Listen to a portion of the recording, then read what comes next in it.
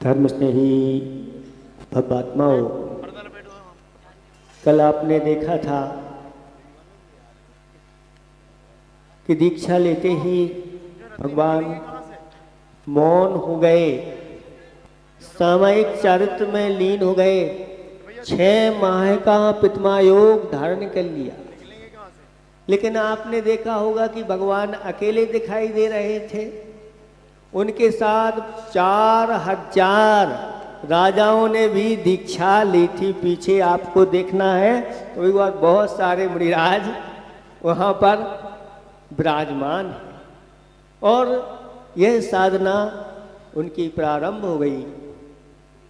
लेकिन उनके साथ जो 4000 राजाओं ने दीक्षा धारण की थी, 2-3 महीने ही नहीं हुए और सबको आकुलता होने लगी। भगवान तो उठ नहीं रहे हैं, लेकिन इनको मुनिराजों के लिए असाता वेदनी कर्म की उदीर्णा होने लगी, भूख प्यास सताने लगी और उस विधि को वह कुछ जानते नहीं थे।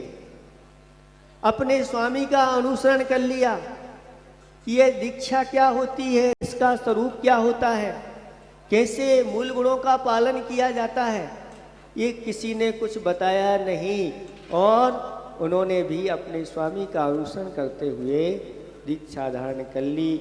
लेकिन जब भूख प्यास सताने लगी तो अब क्या करें?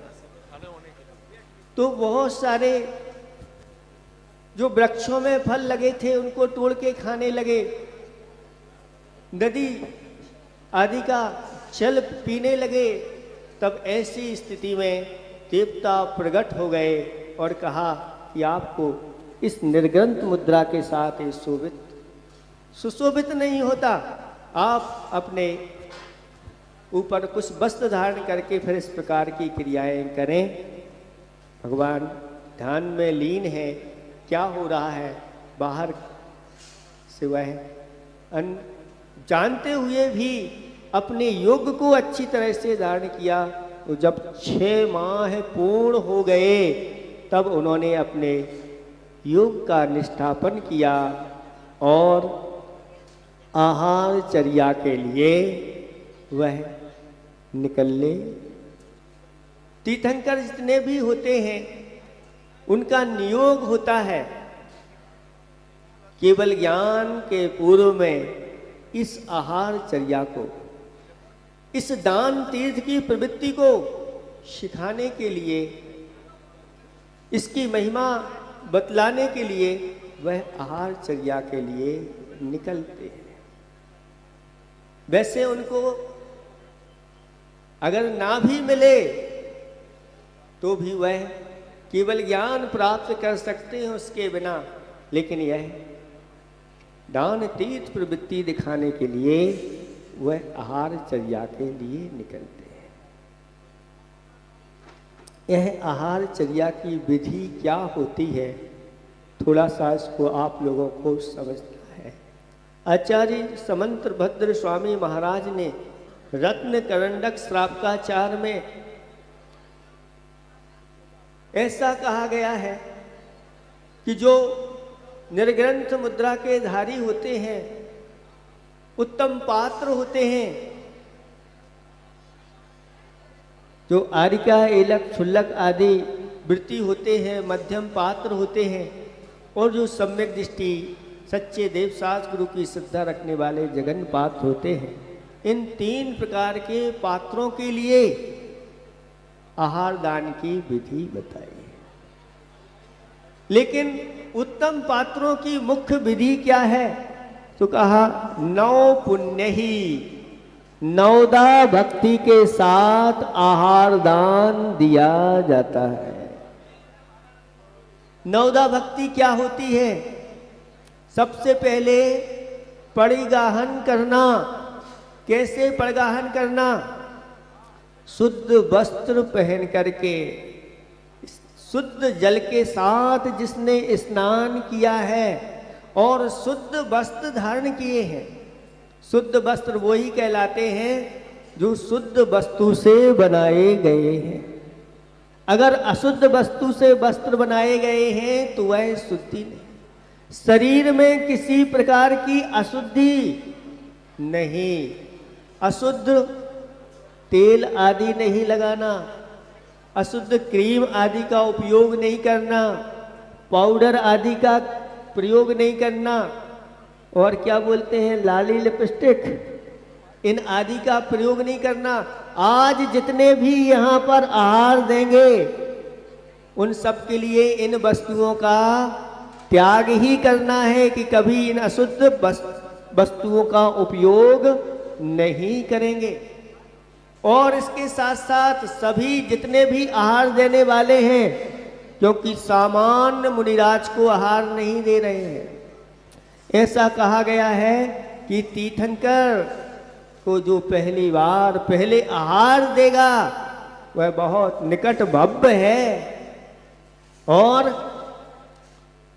वह दान शिरोमणि का पात्र हो जाता है, दाता शिरोमणि कहलाने लगता है।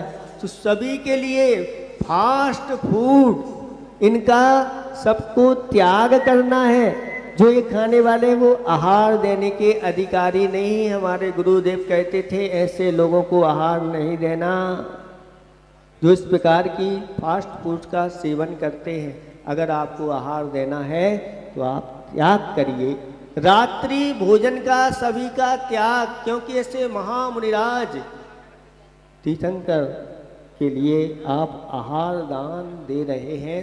रात्रि भोजन का सबका त्याग होना चाहिए, सप्त विषण का त्याग होना चाहिए।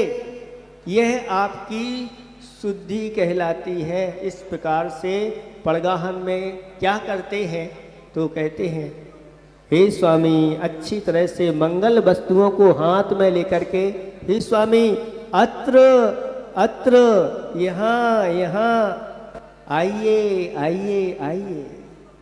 और जब आने लगते हैं तो तिष्ठ तिष्ठ, ठहरिए ठहरिए। इस प्रकार से बड़े विनय के साथ हाथ जोड़ करके अपने शरीर को नम्र बना करके रोमांचित होना कि हो भाग, आज हमारे यहाँ ऐसे महापात्र आ रहे हैं, सब प्रसन्न हो जाना और अपने हाथों को जोड़ना और झुकना। कई लोग जो है ना आहार चर्या के लिए खड़े हो जाते हैं उदासीन हो करके, और ऐसा लगता है सिर ही नहीं झुकाते, और कई लोग उसका अतिरेक कर देते हैं, हे स्वामी नमोस्तु नमोस्तु, ऐसे ऊपर को ले जाते हैं। विनय के साथ जो पड़गाहन करते हैं वह एक पहली विधि है, ये पड़गाहन होना। पड़गाहन के साथ साथ फिर जब आप यहाँ से ले जाएंगे तो नीचे देख करके उनको आप अपने चौके में ले जाना। ये आपकी ईरियापद शुद्धि होना चाहिए। श्रावक जो है ईरियापद शुद्धि को धारण करता है।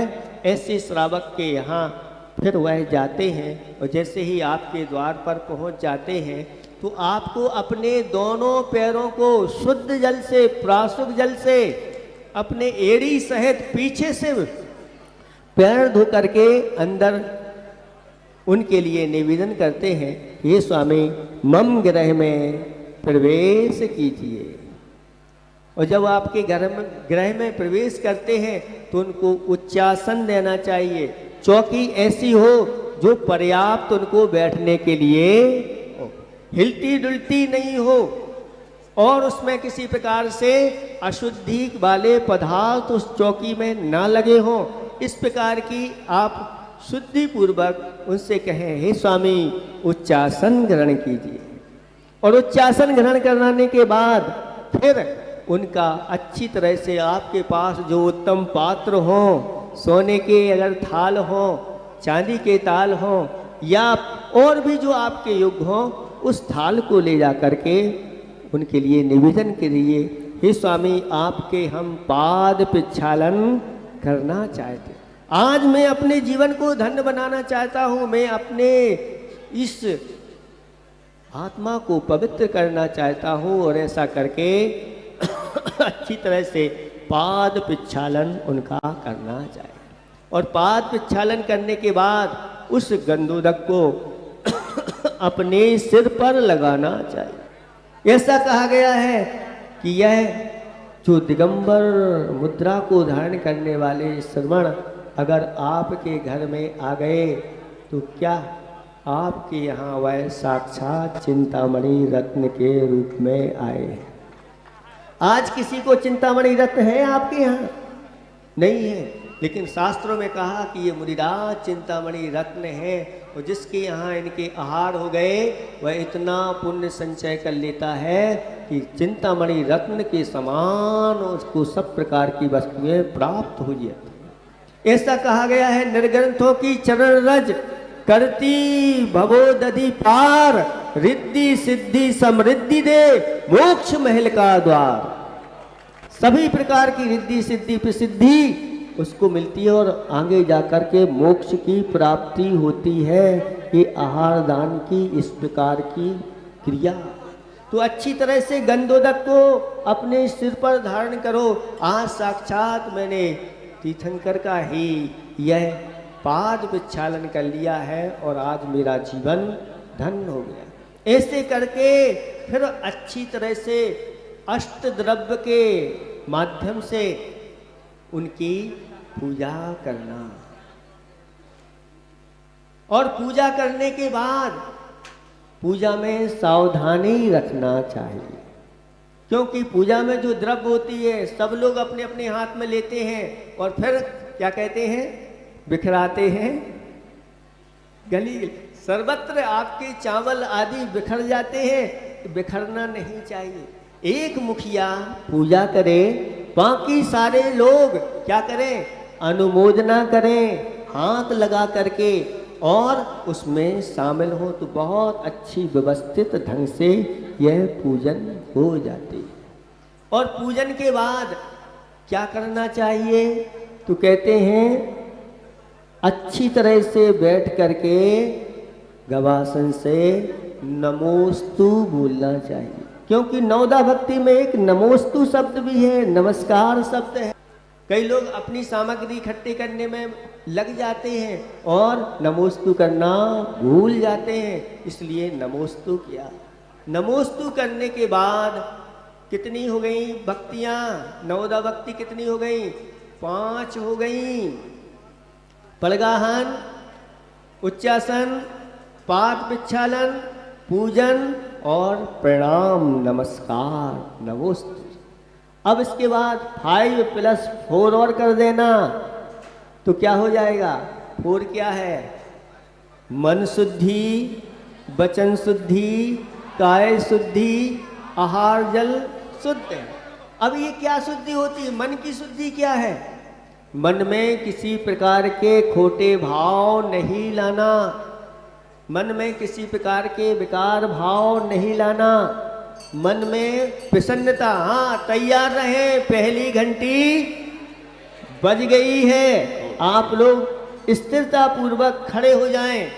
मन शुद्धि हो गई, वचन शुद्धि, वचन का प्रयोग गलत नहीं करना, नहीं तो कहते हैं कर्म का बंध विशेष प्रकार से हो जाता है। अभी आ नहीं रहे, अभी पहली घंटी बजी है, तीसरी घंटी में आएंगे, चिंता नहीं करना, अभी घबराओ मत। हाँ, प्रसन्नता के साथ खड़े रहो। वचन शुद्धि ये हो गई।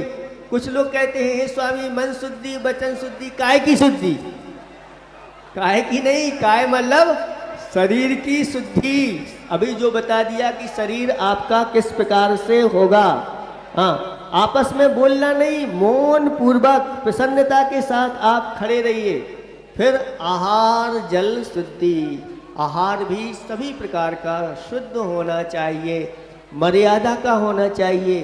कुएं का जल छान करके उसकी जलगालन करके आदि आदि और भी जो पदार्थ हैं उन सब की शुद्धि होना चाहिए।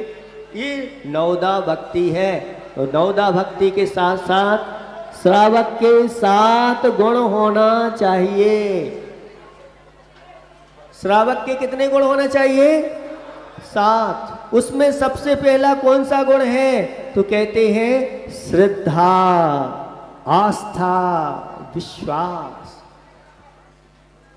आस्था के साथ जो देव शास्त्र गुरु के ऊपर विश्वास रख करके और फिर इस प्रकार की क्रिया करता है, ये पहला तो हो गया। पहला कौन सा हो गया? श्रद्धा। फिर दूसरा भक्ति, अच्छी तरह से भक्ति उमड़ना चाहिए। फिर शक्ति, शक्ति यानी अपनी सामर्थ्य को छुपाना नहीं चाहिए, जैसी सामर्थ्य है उसके अनुसार करना चाहिए। फिर इसके बाद एक गुण आता है विवेक गुण। कहते हैं विवेक गुण अगर नहीं है तो वह सारे गुणों पर पानी। अब सर्दी का समय है और महाराज को आपने आइसक्रीम खिला दी तो ये आपके पास विवेक नहीं, यानी शीतल प्रकृति की चीजें शीतकाल में नहीं देना चाहिए। ऐसा कहा यथा विधि और यथा काल। जैसा काल कौन सा है, गर्मी का है कि ठंडी का है, बरसात का है उसके अनुसार ही देना चाहिए। और ये यथा काल हो गया। ऐसा कहा गया है कि यथा पात्रम, पात्र कैसे हैं, पात्र को भी देखना चाहिए, छोटे हैं, मोटे हैं, बड़े हैं, प्रकृति उनकी कैसी है, सर्दी की प्रकृति है कि गर्मी की प्रकृति है कि वात की प्रकृति है। वात पित्त कफ प्रकृति को समझ करके फिर उन मुनिराज के उन पात्र के लिए दान देना चाहिए। यथा आगमम, जैसा आगम में कहा है उसी के अनुसार देना चाहिए। फिर देश के अनुसार भी आहार दिया जाता है। ये कौन सा देश है, ये उत्तर भारत है कि दक्षिण भारत है, तो एक स्थान पर रह कर के उसका पड़गान करना चाहिए। लेकिन पड़गान तो उसी अनुसार करना चाहिए जिसके अनुसार आपके चौके हैं। आपका जो है ना घर है 2 किलोमीटर दूर और एक का घर है मंदिर के बाजू में, उसको लास्ट में खड़ा कर दिया और सबसे पहले आप खड़े हो गए, पहले पड़गान किया और कहाँ ले गए? महामुनिराज आदिनाथ भगवान का आगमन हो गया।